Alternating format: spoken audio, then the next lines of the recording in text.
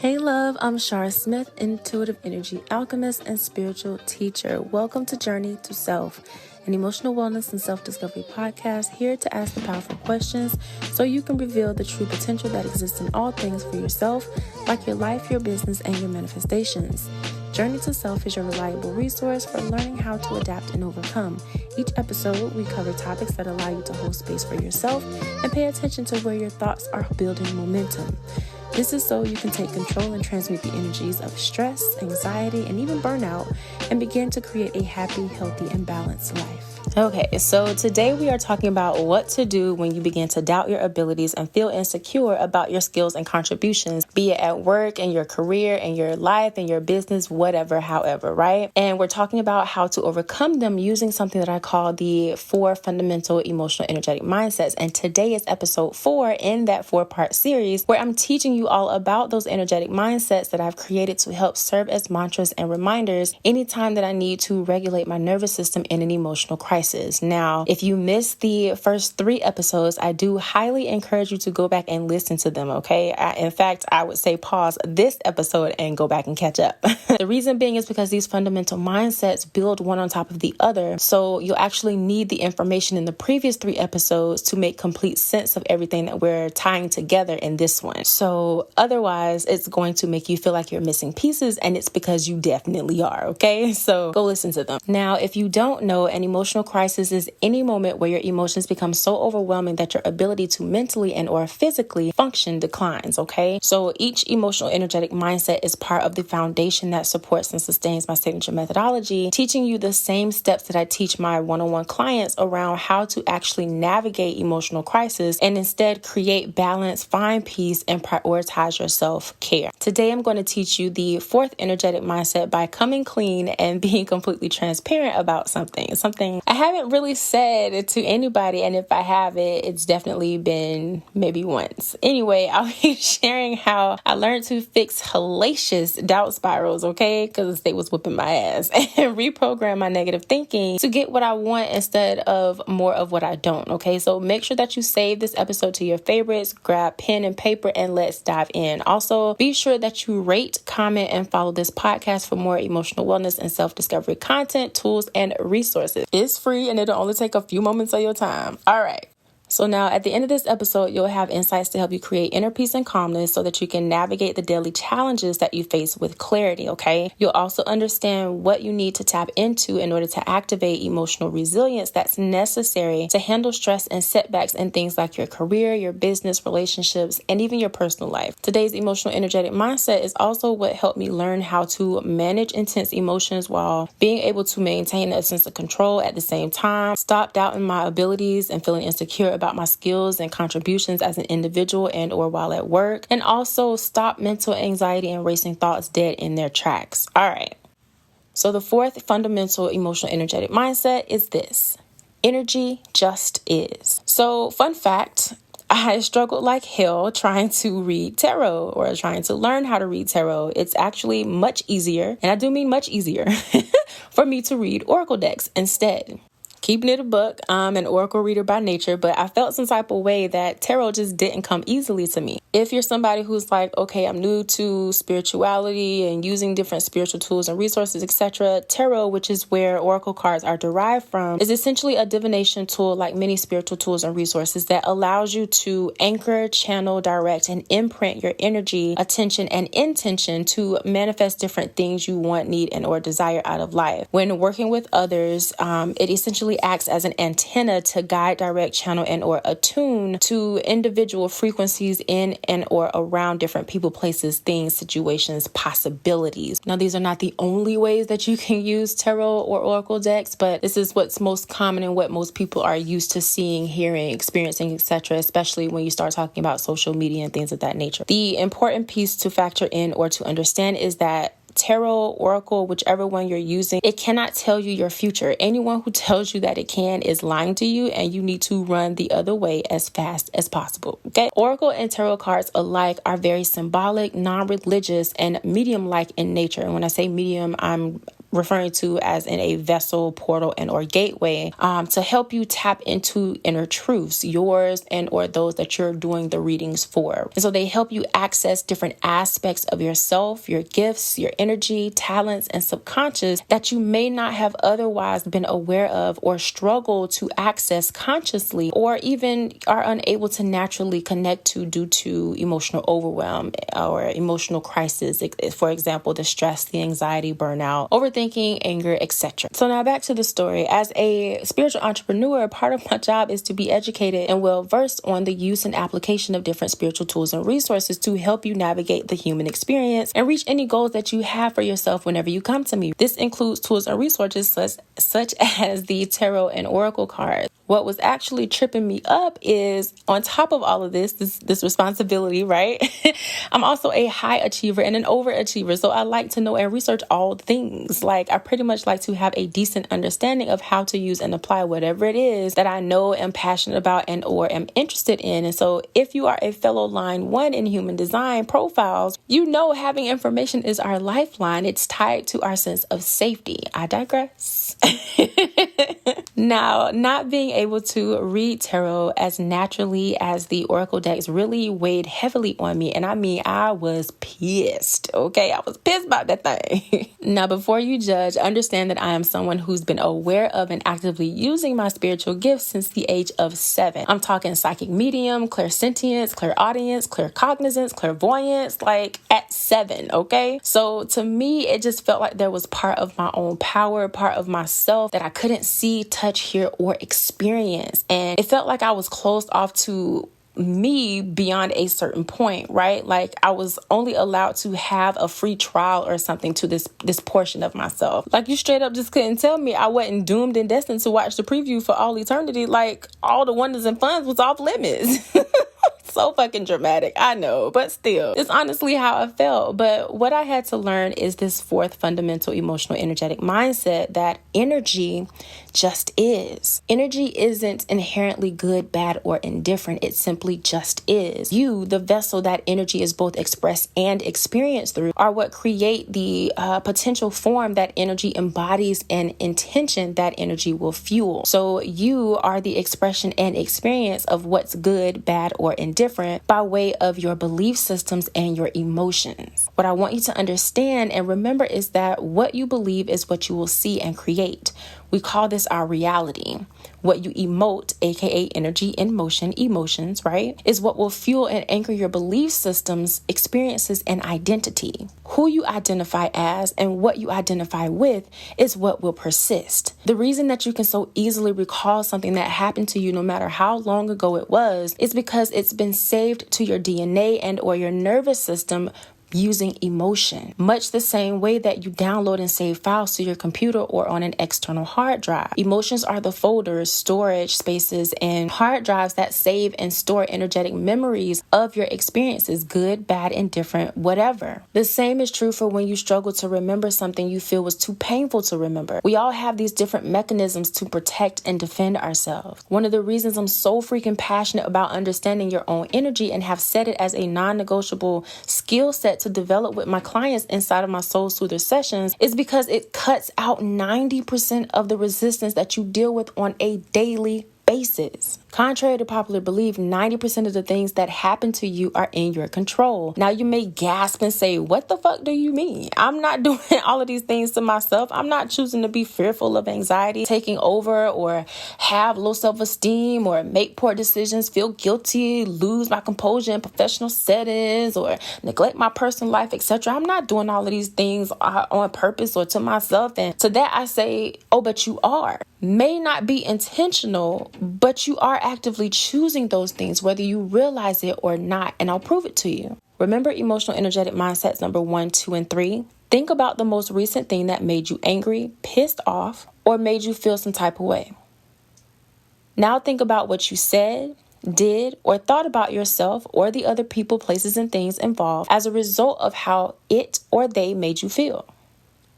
Think about how wrong they were for doing it, how inconvenient it was that it happened to you, and how much it just ruined your whole fucking day and or mood. Think about how much you want to, have planned to, or even wish you could retaliate and get even. Or even how sometimes just thinking about it still makes your skin boil, right? And it feels like the situation is happening all over again and God and karma just can't move fast enough for you. Now take a second to consider emotional energetic mindset number 1. It's not personal, it's just energy. Where did you miss the opportunity for deeper connection? First to the self, then to the self in relation to the other. Where are you making the discomfort of the experience mean something specifically about you? Then, where does the energetic cocktail no longer mix? Now, emotional energetic mindset number 2. Everything is energy and energy is everything. What has this experience and your response to it taught you about yourself, your energetic needs and requirements, and your true desires? What boundaries need to be added or adjusted?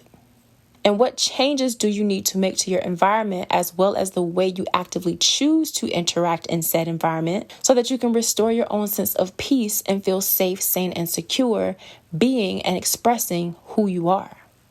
Emotional energetic mindset number 3. All energy has an end goal. What is your energy designed to do when you show up and are present in any environment or situation? Now, if you don't know the answer to this question, get my ebook KYP. KYP stands for Know Your Purpose, and it will show you exactly how to pull your human design chart and identify your energetic role, energetic scope of practice, and energetic needs and requirements. If you need the link is available for you in the show notes. Click that link and purchase the ebook KYP. Now, going back to this third mindset here, looking at the situation that pissed you off, and being completely transparent with yourself. Did you honor those things? Or did you step outside of your own energetic scope of practice, overgiving, overworking, and overextending yourself, which led to conflict due to disappointment because something you thought, said, did, or considered wasn't reciprocated in the situation or by the other person, place, or thing? By no means am I perfect. I'm still having moments where I get caught up and caught off guard too and find myself feeding into things that disrupt and disturb my peace, which is how I can sit here and ask these questions and pose these questions to you to help you think, to help you pause for a second for the benefit of assessment to see what's working and what's not, right? The only difference between you and me is self-awareness and the willingness to slow the fuck down so I can assess. Again, assess what's working and what's not, if and or how I'm supposed to be showing up, what role I'm supposed to be fulfilling when I am showing up and I'm there in that environment, whatever the environment or situation is, options for energetic needs and requirements to be met, and if the thing is actually conducive to my well-being. This is why these fundamental energetic mindsets are key. You need these to help you navigate the world around you in this human experience, right? So that you can stop dealing with so much fucking unnecessary stress. You need to know and understand these fundamental energetic mindsets so you can create both balance and stability in any emotional crisis. So having a happy, healthy life is the norm for you. Dysfunction is not normal. I'm going to say that again. Dysfunction is not normal. I don't care what the society tells you or what have you believe and think. Dysfunction is not normal. This is about you enhancing your quality of life. You want peace, you got to do peaceful things. You got to make peaceful decisions and you got to take actions that prioritize and secure your own fucking peace. Listen, my job is to teach you how to think for yourself so you always have the internal tools and resources necessary to win in an external world that's hell-bent on destroying the very peace that you seek to create, to have, to restore, to establish. Because if they can keep you anxious, stressed, and burnt out, they can keep siphoning your life force energy to build and do shit that you don't even care about or value, much less gain any value or benefit from. What is it going to take for you to prioritize your own quality of life and well-being? Because other people have no fucking limits on how much of your own 3 most precious resources they can have, take, exploit, etc. for themselves. We're talking your time, your energy, and your money. Now, to drive this 4th emotional energetic mindset home for you, that energy just is, I'm going to drop back into a bit of human design here for a second. Don't worry. We won't have to think super hard or anything like that. I know some of you are listening to this probably in the morning and you haven't fully woken up yet, so no worries. We'll keep this short and brief and on the surface level so you don't have to think too much, okay? Too early in the morning. So going back to my experience with tarot and feeling at a loss, trying to force it to come as easy as reading oracle cards does, in human design, there's something called the primary health system, or PHS for short. Basically, it tells you how you take in, process, perceive, and are motivated by other energy in different forms. So this is in any energy that you come in contact with, are met with, etc. Food, people, information, whatever, right? If you're looking at your human design chart, aka the body graph, so in the middle towards the top of your body graph, you'll see 4 arrows, 2 on the left and 2 on the right. This is the main or most common, not only, because I know I've got some hardcore human design enthusiasts, experts, analysts like myself, etc. listening to as well. So again, this is not the only area of the chart that we pull this information from, but it is the most common that we pull the PHS insights and information from, okay? The gist of it is this. Most of my arrows are pointing to the right. This means that when I'm met with, interacting with, coming in contact with any type of energy in any form from my environment, it's mostly a passive experience and process. Now, if you have mostly or all arrows pointing left, then the opposite is going to be true for you, and you are more of a strategic and active person when experiencing and processing the energy in your environment. But now for me, I'm not intended to do anything with the information up front or be on display, right? My energy simply wants to collect data, observe, and allow different patterns to reveal themselves. It also wants to wait for something or someone to, how we say in the human design community, quote unquote, pull on my energy as a form of getting my attention and saying, hey, your insight and feedback is needed. Now, of course, as a manifestor energy type, it doesn't quite work in this order, or there are nuances to what this looks like.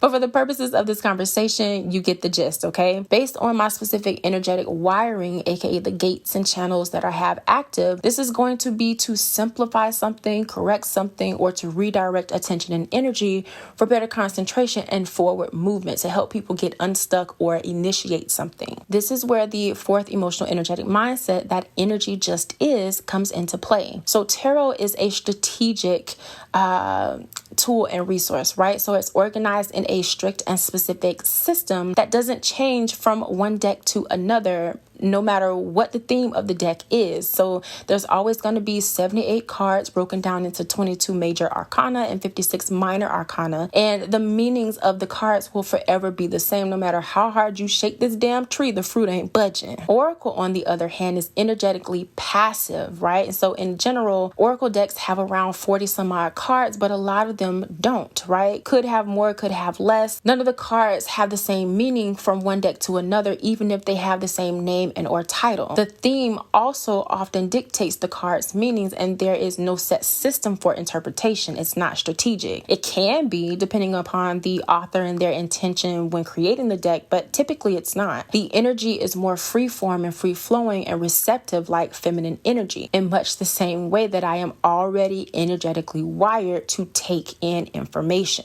Whereas tarot, on the other hand, is more masculine and tactical. If you see this, it means this. If you see those 2 cards together, it means that. I can strategize for my clients, friends, family, etc., no problem. But the moment that I try to use my own energy to strategize for myself, it either doesn't work or it puts me in a tizzy every single fucking time. And it's because my energy isn't wired for strategy on its own. It requires interaction and connection with other people, places, and things in my environment. It needs to have information to take in first, to observe first, to see a pattern first, and to be pulled on in order to spark motivation to move. There are nuances to this, of course, as a manifestor energy type in human design, but you get the gist. So yes, this is most certainly possible, and it has been experienced with tarot or using tarot, but it's not the easiest path to success to reach my goal because my energy is passive, not strategic. Now, this is where most of us tend to get stuck, stagnant, and stressed because we immediately go to the thought processes of something must be wrong with me. I need to fix something about me, that negative thinking, right? But the truth of the matter is energy just is. There is nothing wrong or to fix. It just is. Your energy, who you are, the way you naturally work and function just is. Sure, it can be explained by things like trauma, conditioning, and nature versus nurture, but your energy, the way your specific energy wants to work just is. My energy just is what it is. It's passive. It wants to observe. It wants freedom to express, experience, and interpret the information however necessary based on all it has, can, and will potentially observe. If we look at the channels I have defined in my human design chart, one of the most prominent ones in my energetic end goals is my channel 1858. So that's the channel of judgment. It's part of my incarnation cross, the right angle cross of service 2, right? So if you are new to or a beginner at human design, your IC, aka incarnation cross, is one of the major elements of your human design chart that provides insight on your soul's purpose. Again, this is not the only place in the chart that we look to identify insights and things of that nature for your soul's purpose. But again, it is one of the most common. Now, if you need help finding and reconnecting with your purpose, or you feel like you are at a crossroads, feeling stuck in an unfulfilling career path, I teach you how to actually find your purpose using human design and help you decipher all of the different meanings inside of KYP. Again, that's my ebook, Know Your Purpose, and it includes a template for you to plug in all of your information as well. So I make it super easy for you to do, okay? The link is available for you in the show notes, so make sure you click that link. Now, as someone who's here to actually guide and correct others from a point of stillness, that's that right angle cross of service 2, my energy requires freedom to think outside the box and construct creative solutions that are oftentimes unorthodox and go against societal norms of what's possible. So when it comes to things like reading tarot, there is little to no flexibility to play in the energies of interpretations to find hidden patterns and weave together new ways of being and thinking, at least not in the traditional way that tarot is taught and used. I've actually had to come up with my own way of reading tarot cards, one that holds space for me and my energy to just be as it already is, as I already am. Oracle cards, on the other hand, perfectly support and provide the environment for how I'm energetically wired as a default. There isn't anything that I have to do, adjust, condition myself to doing in order to use them or anything like that. There's room for so many nuanced interpretations, flexibility in the patterns and themes that may emerge for me to observe and connect different pieces and elements to create something new out of the pictures and symbols that are present, like all the things. It's just much easier for me to read because I don't have to adapt. I don't have to essentially change who I am in order to be able to read them, or change how I naturally navigate and change my process for figuring things out, aka that certainty, in order to be able to use them. I don't have to think as hard to try to force myself to remember. There is no resistance, no subtle or intense sense of stress, right? No anxiety around messing up or burning out from overworking and overgiving and overextending my energy beyond its scope of practice, role, or requirements necessary to function in a frequency of peace and at peak performance. If you hear nothing else that I say to you during this episode today, hear this, okay? It is about understanding where the environments necessary allow you to thrive in all areas of your life, being able to identify where you have to create those environments for yourself, and also having the discernment to know when different environments are simply not fucking for you. This is even if there is an opportunity and potential for you to make adjustments and adaptations to the environment to fit your needs. There is only peace, inner calm, balance, joy, happiness, and excitement. My energy is free reading oracle decks because naturally it holds space for my energy to just be. This means I'm more confident, have more clarity, feel empowered, and can actually relax and easily communicate at work. It's about you learning how to recognize the more supportive path and actively choosing the path of least resistance versus trying to force yourself, someone else, or whatever situation it is to be something it's not. This is friendships, significant others, a toxic ass job, fear, doubt, stress, whatever it is. The moment that you realize and understand that energy just is, and stop trying to force the energy of any situation, place, thing, or person, including yourself, to be anything other than itself, is the exact moment that you begin physically wielding your power to take any suffering you have and transmute it into pleasure. I really struggled trying to read tarot for a long time, like so much so that it led to me doubting myself and my abilities I might add that I've had and have been consciously using and aware of, no problem, since the age of 7. Okay?